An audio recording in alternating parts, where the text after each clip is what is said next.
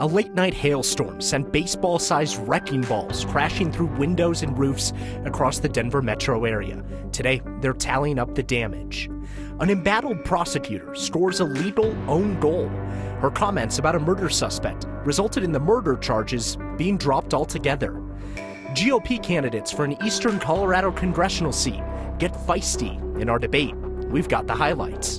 And we end the week the way we always do, on a high note. My personal good news is that I recently got engaged, as well as my sister and my cousin. All that and so much more tonight on Next. When baseball-sized hail starts falling from the sky, there's not a whole lot you can do. Now the Denver metro area begins the long process to clean up and repair after one of the most destructive hailstorms in recent history. I want to show you what that looked like. No, that's not snow, that's hail. Still piled up this morning. The National Weather Service says there were multiple reports of golf ball-sized hail or even larger across Denver, Aurora, Commerce City, Broomfield, and Thornton. Those areas saw the brunt of that storm. Storm left behind a wake of destroyed gardens, broken windows, damaged roofs, you name it. It's the most widespread hail damage in the Denver area since at least May of 2017, when hail and floods damaged hundreds of homes and businesses. That storm caused $2.3 billion in damage, billion with a B, still Colorado's most expensive disaster on record. And Colorado's not in the clear yet. Lauren Robinson joining us now, tracking some severe storms today. And Lauren, trying to hope that there's no more baseballs coming through our windows anymore tonight. You know, we are expecting more severe weather, and you're exactly right, Mark. We're not in the clear yet. Now, we take a look over downtown Denver where everything looks clear here, but other areas seeing those storms already. At DIA, we have a good mix of sun and clouds. We're at 72 degrees, winds coming in from the north-northeast at 8 miles per hour. But as we continue to monitor our HD Doppler radar, we do have some severe weather to the east. Now, this large light blue area is a severe thunderstorm watch across central and southern portions of the plains. This will be in effect through the rest of the evening until 11 o'clock. But let's go ahead and zoom into where we do have a severe thunderstorm warning. We've had a few moving along with this cell that started near Byers and worked its way down I-70, now over Lyman. Where we're seeing these darker blue areas in this storm, that's where we could start to see some large hail, anywhere from quarter to ping pong size hail to maybe egg and tennis ball size hail as we go through the rest of the evening. So this system, this severe thunderstorm warning will be in effect until 6:30, but I suspect it's going to continue to move as that storm moves. To the south, we've seen this larger line of strong storms right across the Colorado-New Mexico border. At times, this has been in severe thunderstorm warning territory. Other times, it's fallen out of it, but we're going to continue to monitor this as it makes its way eastward as well. Off to the west, we do have some light rain showers across the high country. That's going to continue to move eastward, and what we're really going to watch for through the rest of the day is still going to be strong storms across the eastern plains and front range, where we have a slight and marginal risk for severe weather. Really what this means is any storm that pops up in this yellow and green area does have the possibility for some large hail, 1 to 2 inches in diameter, heavy downpours, gusty winds up to around 60 miles per hour. And we're going to continue to monitor that through the rest of the afternoon and into this evening. Lauren Robinson, thank you. Colorado has been in the bullseye for hail this month. The mayor of Greeley issued a local disaster declaration today after hail and flooding that rocked the city on Tuesday night. Local emergency officials estimate that storm has caused at least $1.5 million of damage. At least one person was killed in that storm. And out east to Yuma, town about 3,500 people still cleaning up from that major hailstorm that hit on May 20th. They reported hail as large as baseballs that fell for 45 minutes. Nearly every building and home in that town was damaged. Emergency officials are still trying to tally up all those costs. Estimates right now, though, estimates in the tens of millions of dollars so far. Now, with so much hail damage all across the state over these last couple of weeks, it's likely your insurance premiums will go up when it's time to renew, even if your house or your car or whatever didn't get hit with any hail. Our Marshall Zellender has that. This Littleton neighborhood near Columbine did not just get hit by hail. This roof repair is from hail last year. We unfortunately have had to replace our roof twice in the 6 years we've lived in this house, both related to big hailstorms. Just around the corner from that home getting a new roof is Catherine Reek's home and a cul-de-sac with lots of new roofs. Even with the insurance, we have had to pay tens of thousands of dollars out of pocket. We've also had to increase our premiums. Catherine walked me through the insurance claims she's had to make from hail last June and tree-toppling wind last month. We've tried to cover up the fact that we have an ugly tree stump left. That was emergency tree removal because it was blocking my neighbor's driveway when it came down. And while she was not part of last night's storm, it's a good guess her next insurance renewal will still go up. So I'm just wondering, is there more that property owners can do when this is the type of weather that the Denver Metro is facing now? We review what the insurance companies want to charge in terms of premiums and also what they put in their plans. Vince Plymell with the Colorado Division of Insurance described to me how the state requires insurance companies to justify why rates go up. This example shows wonky paperwork where the state said to an insurance company, before further action can be taken, please address the following. They have to show their work. Does it make sense? And when it doesn't, we file objections with them and send it back and say, we don't agree with this. We need you to go back and redo this. Catherine went with premium impact-resistant shingles to minimize her insurance increase, which still went up, just not as much as without the fancier roof.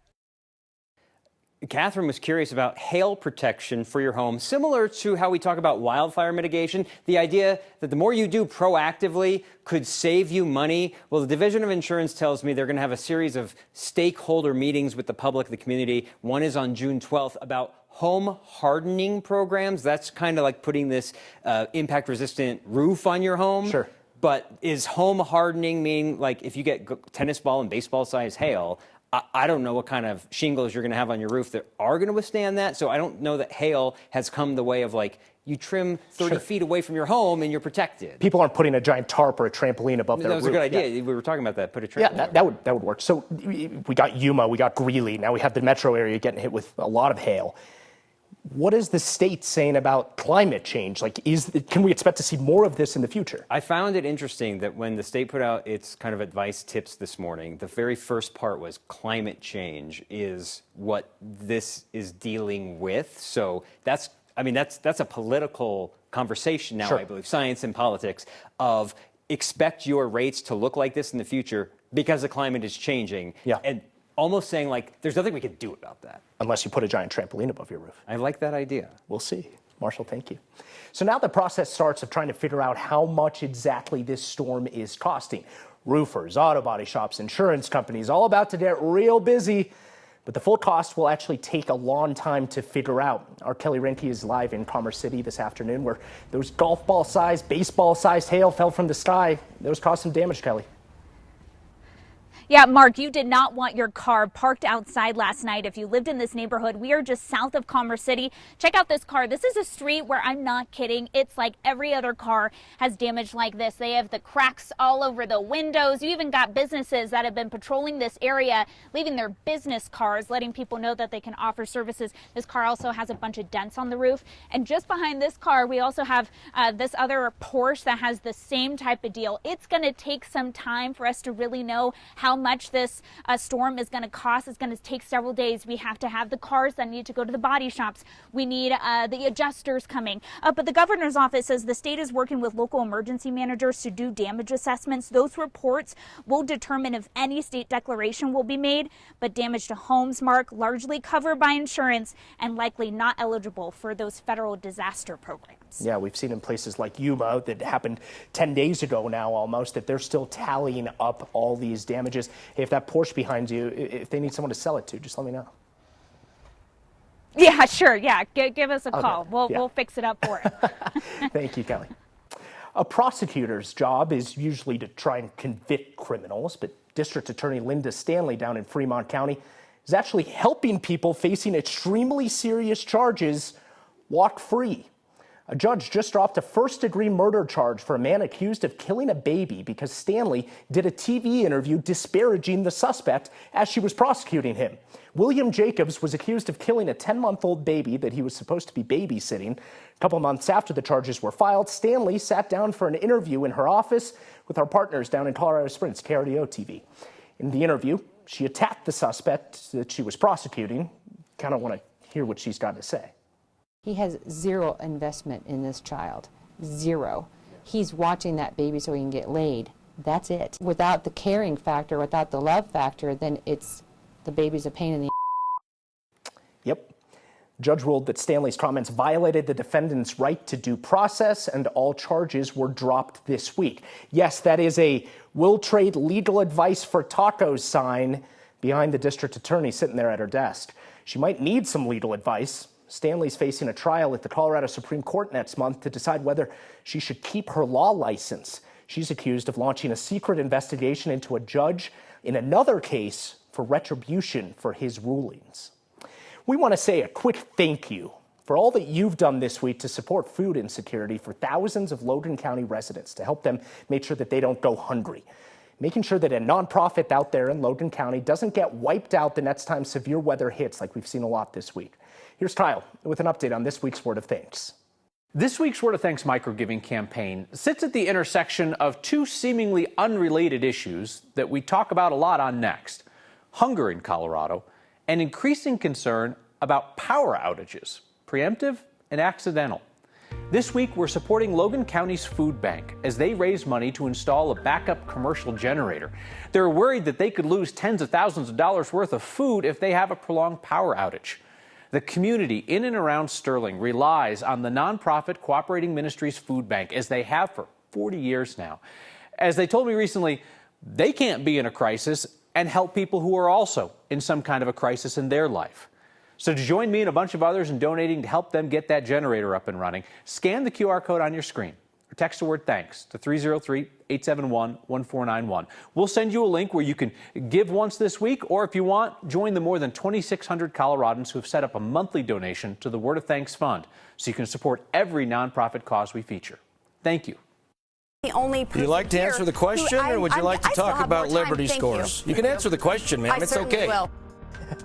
Don't have time for an hour of that. We'll cut through all those noises and tell you about the most important takeaways from our District 4 congressional debate last night. It was a good one. And a little palate cleanser where it's most needed. The airport, of course. Your good news. Let's end it on a high note. Next.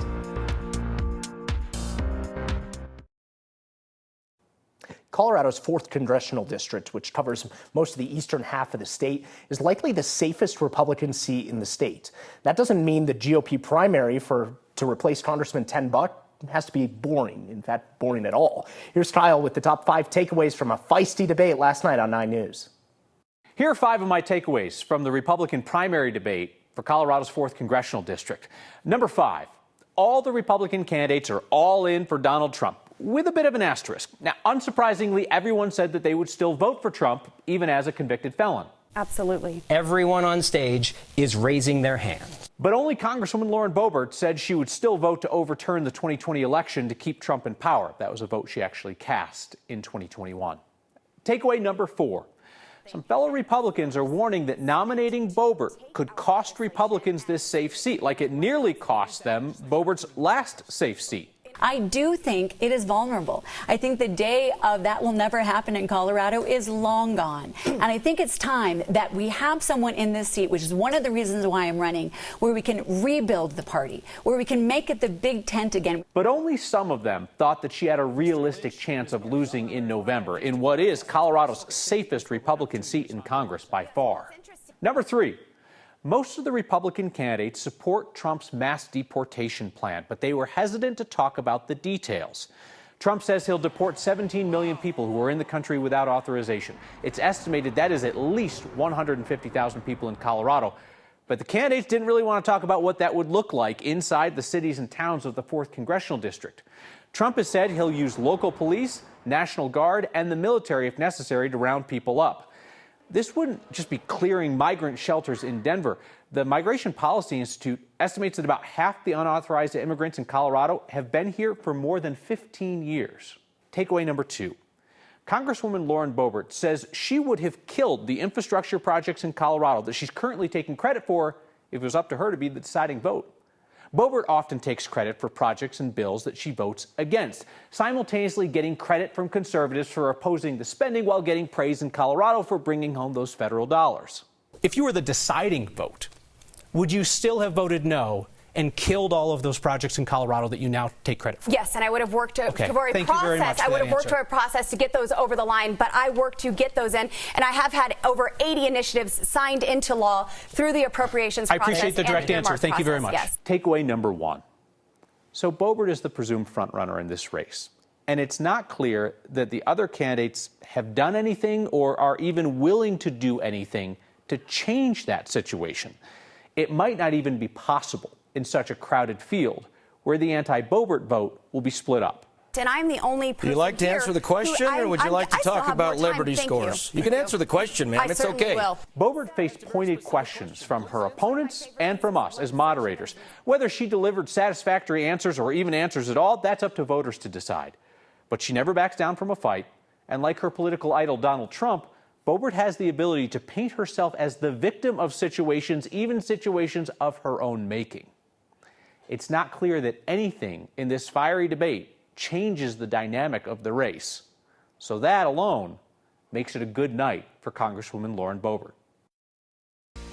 There's all sorts of things that I wouldn't do if I wasn't a dad, but I got up there with my daughter and it surprised me. The hula dancing fixed my back. Some hula and a dose of your good news can fix anything. We're back with your good news on this Friday. Next. What's the best way to spend a long layover? If you answered go to the bar, well, you might be right, but today you're wrong. How about learning to hula? DIA invited travelers to celebrate Asian American and Pacific Islander heritage today. We stopped by with our favorite Friday question. What's your good news? My good news is it's a beautiful day to celebrate AAPI here in Denver International Airport. Aloha. What is good news that we are all here. We're very blessed to perpetuate and share our culture with each and every one of you here. I kind of knew a little, and I was really excited, so that's why I was just like, let's volunteer. There's all sorts of things that I wouldn't do if I wasn't a dad, but I got up there with my daughter and it surprised me. The hula dancing fixed my back. I had all sorts of back pain from driving and flying, and instead of getting on the train, we got up and hula danced, and my back feels better.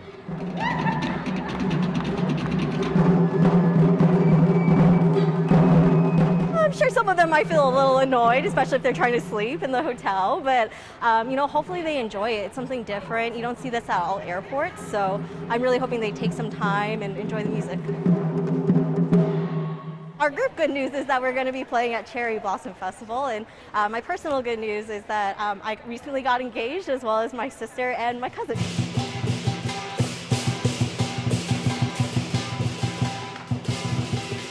My good news is that my family is alive and together. We're going to be in Denver celebrating tonight. It was a very beautiful thing to do for Denver, and especially for the AAPI.